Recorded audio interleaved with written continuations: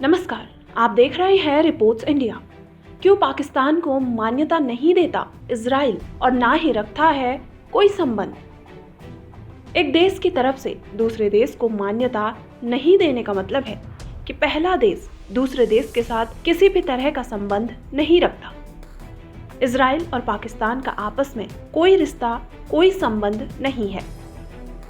Israel का पाकिस्तान के साथ राजनीतिक या व्यावसायिक तौर पर कोई रिश्ता, कोई लेन देन नहीं है।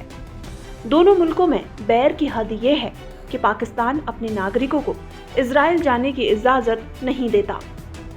सभी पाकिस्तानी पासपोर्ट पर साफ शब्दों में लिखा है कि ये पासपोर्ट इजराइल को छोड़कर दुनिया के सभी देशों के लिए मान्य है।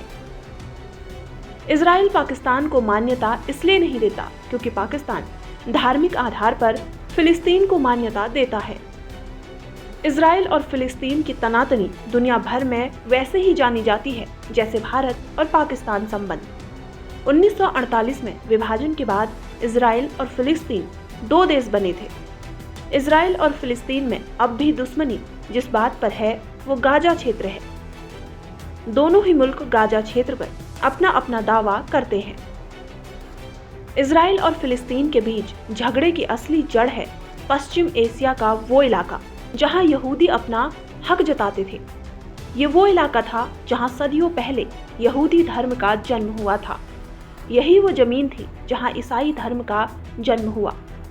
बाद में इस्लाम के उदय से जुड़ा इतिहास भी यही लिखा गया।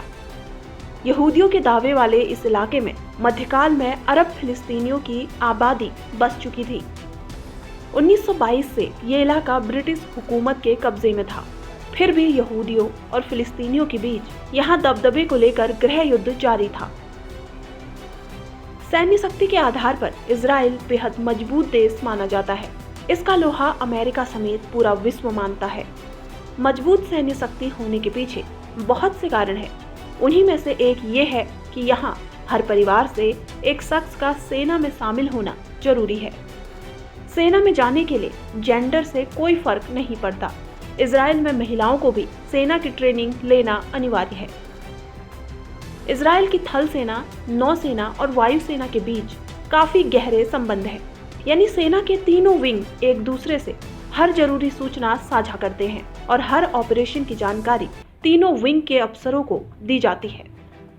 इस देश के पास अपना डिफेंस सिस्टम है। इजराइल किसी भी देश से अपने सैटेलाइट साझा नहीं करता। इजराइल अब तक 7 बड़े युद्ध लड़ चुका है और हर बार जीता है। इजराइल एक यहूदी देश है। यहाँ के संस्थापक और पहले प्रधानमंत्री डेविड बेन गुरियन नास्तिक थे। दुनिया में कहीं भी रह रहे यहूदी को इजराइल का नागरिक माना जाता है। यहाँ की आधिकारिक भाषा अरबी और हिब्रू है।